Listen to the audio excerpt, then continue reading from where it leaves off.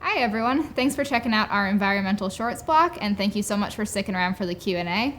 I'm so excited to introduce our filmmakers. With us we have Dan McDougall, director of Open Water, Hi, how are you doing? Good evening from Barcelona. and we have Otto Bell, director of The Toxic Pigs of Fukushima. Good evening, folks. Hello. Well, thank you both so much for joining us and for sharing your films with us. Um, these both cover some incredibly important topics, and they both actually start out as very intimate portraits of one or more subjects before getting a little more broader into the environmental issues that are going on in both Greenland and Japan.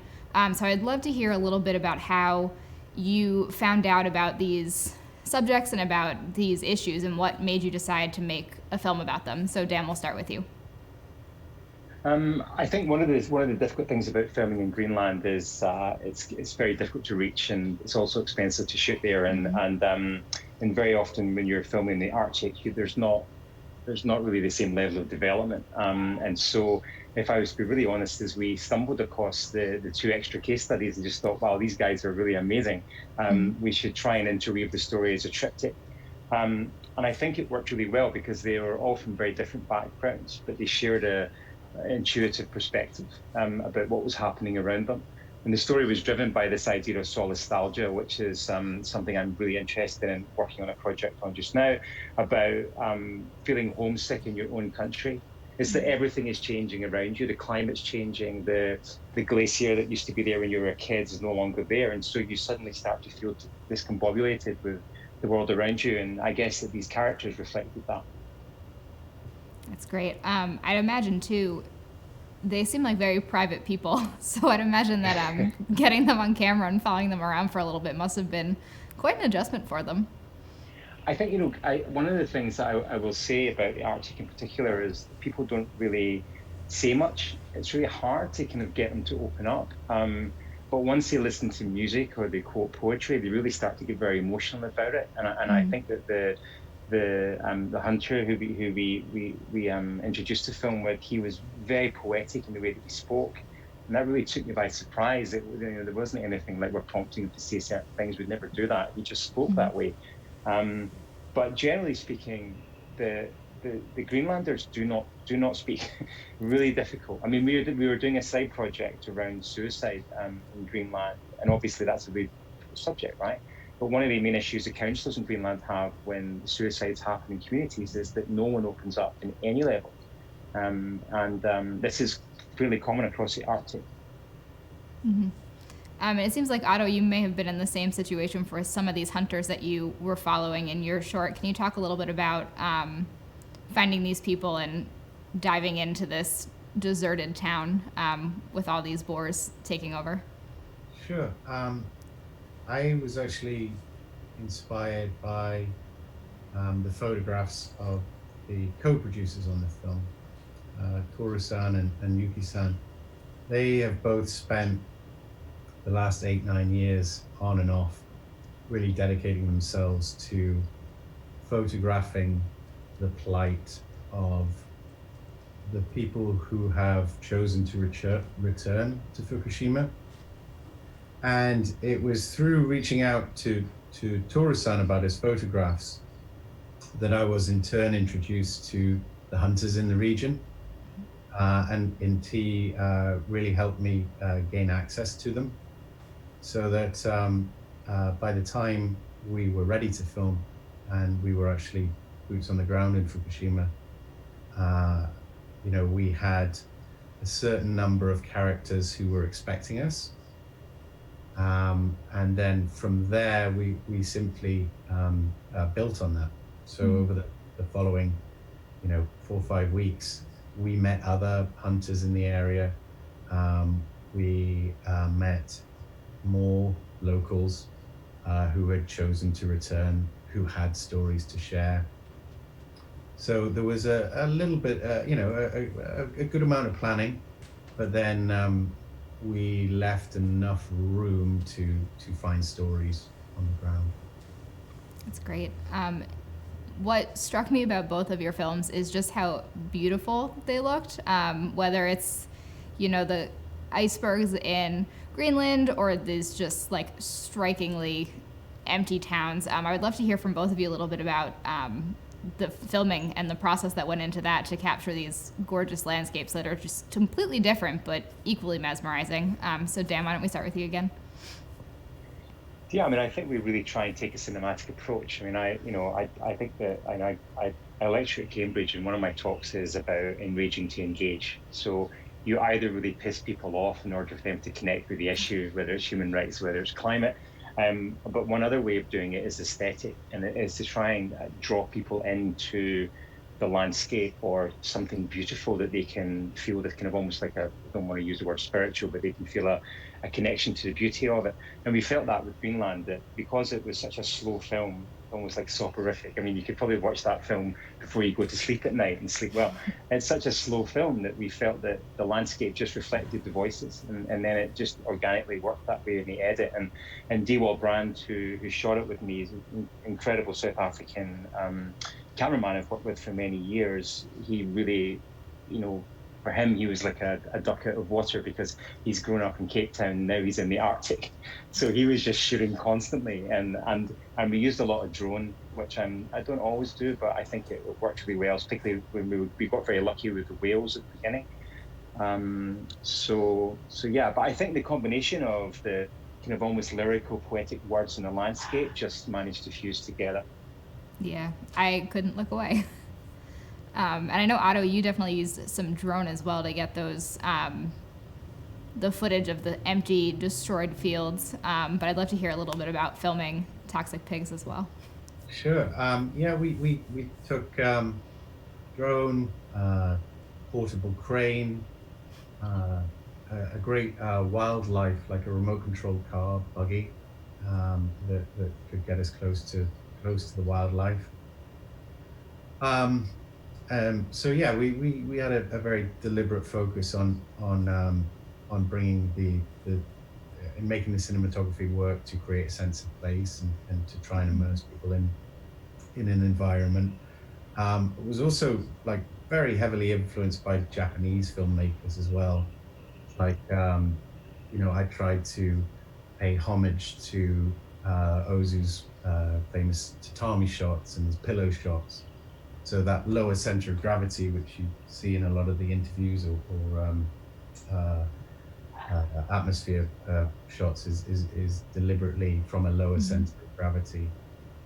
Kurosawa as well, with his treatment of hunters and warriors in the past, we tried to echo some of that.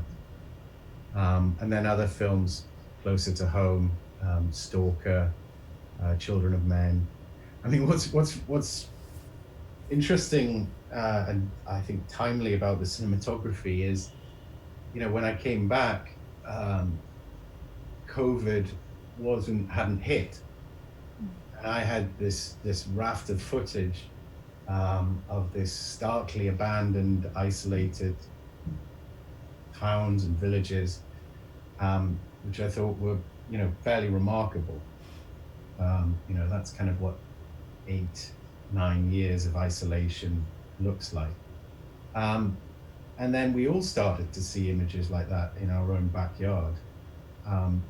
So my appreciation for the Simon's cinematography has sort of morphed and changed recently, because we've all gotten a taste of this kind of aesthetic of isolation and empty streets, and it all just felt relevant in a kind of a new and obviously very unexpected way. Yeah, I think the streets of New York City kind of started to look a little bit like those just fully abandoned dirt roads. Yeah. And it's interesting as well. We think we leave such an indelible mark on the world as a race. And what I found interesting about filming on the ground there is, within 8 to 10 short years, just the way nature will claw back an environment, it is quite fascinating. So I was just enamored. Well, it's the wrong word maybe. But I was particularly interested in the way in which nature, trees, vines were just clawing back and sort of steadily chipping away at the man-made landscape, and what we should all think about that. Yeah. You both also have a very similar approach to the way we connect with your subjects in both of your shorts. There's no talking head interviews. There's no on the street footage. It's just voiceovers following your subjects going about their everyday lives. So I'd love to hear how that decision came about, if it's something that happened naturally, if it was something that was planned from the beginning. So Dan, we'll start with you again. I think it feeds back to what we were discussing previously Yeah. about the awkwardness of the Greenlander, and we did try to do these talking head interviews in front of camera, and it was very difficult. I mean, the saying is like getting blood from a stone. It was just impossible. And there was you could see that they were uncomfortable. All three of them were uncomfortable on camera, and we started to think about different ways to interweave their stories. As a triptych, and the only solution was to do the voiceover. And interestingly, there's different dialects of Inuit, even within Greenland. And just a lesson, I guess, for any filmmakers that are going to Greenland, if they want to email me, I've got a long list of problems that you might face. But the key challenge was translating the fisherman in the triptych, the third case study, because we assumed that he was speaking this specific dialect, and it turned out that he was speaking a different dialect. And we went through like 3 or 4 different translators. And the Guardian were like, okay, we went through this process of sacking and then hiring and then different translators. Eventually we got the right translator, we got the right dialect, and it worked, but we didn't expect that. Oh man. And I'd imagine for someone who is so uncomfortable with a camera that diving into this personal stuff is a lot easier to do just when you're talking, as opposed to having to sit here looking at you, looking at a lens. Well, I think one of the interesting things for me about Greenland is that, I mean, I'm from Scotland. You can maybe tell by my accent, and I'm kind of used to long, kind of bright nights. But in Greenland, there's literally no darkness during the summer period, so everyone's a little bit kind of out of sync, on edge. People drink a lot of coffee, they drink a lot of alcohol, and no one really sleeps properly. I mean, the whole time we were filming in Greenland for a month or so there, we didn't sleep the whole time.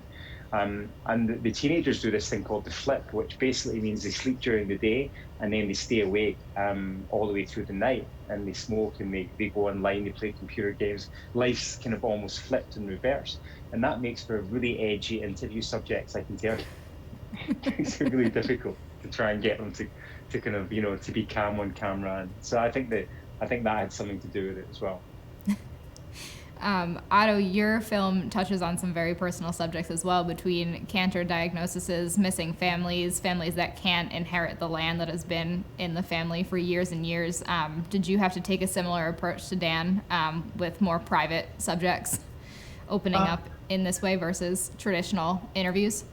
Yeah, I kept the film in vision, partly for technical reasons, to create a sense of momentum without breaking from talking head interviews, to help people immerse in the environment. Yes, you're right, audio interviews often also yield much more intimate results. But then the main driver, frankly, was a moral reason. I'm not Japanese, and I was speaking to, a couple of years ago now, I was speaking to a director I really respect, and she made the point that sometimes documentaries are not didactic. They don't tell you what to think. She said, sometimes it's important just to tell people what to think about. And I felt that by allowing the subjects of Japan, of the Fukushima prefecture, to tell their own stories, and then just create a sort of a space in which I could line those stories up, and those sort of first-hand accounts, was probably the most honorable thing I could do as an outsider, frankly. there's some feeling there that in Fukushima prefecture, amongst the people who have returned, that they've been somewhat forgotten, and by the government, by the world. So allowing them room to simply say their piece, I thought was kind of the most appropriate thing I could do as somebody coming in from the outside. Mm-hmm. That's lovely. I'm wondering what you want audiences to get out of both your films. I know, Dan, you have more of a specific call to action in your movie, where your subjects talk about how we need to act now and stop global warming. But I'm just wondering what you're hoping audiences to get who have seen this. I mean, I kind of reflected recently in a talk that I've been covering climate as a crisis since around 2004. And I've reported from about 120 countries around the world as a correspondent, as a journalist, and a filmmaker. And I started to realize only recently is that I'm almost drawing a red line between a lot of the issues I've covered in different countries, from conflict in Somalia to natural disasters in Pakistan, whatever, all these different stories around the world. And you start to piece together and realize that climate is a hidden player. Climate is the one thing that's consistent through all these narratives. And when you're in the heart of covering a story, you don't realize that. You just see what's in front of you. But then when you take a step back, you see climate is the kind of what is the movie that says it's a James Bond thing, I am the author of your doom. But climate is playing into all of these different stories. And I start to think that my own journey as storytelling now is dedicated to trying to tell climate stories in far-flung places. And I know Otto made an incredible film in Mongolia. I mean, we were in Mongolia recently shooting a film. I think that the phrase "to the ends of the earth" shouldn't be taken too lightly, because it's the extremities of the earth that are being most impacted by climate crisis. And conversely, these are the places that aren't really being covered so much. The stories aren't being told there.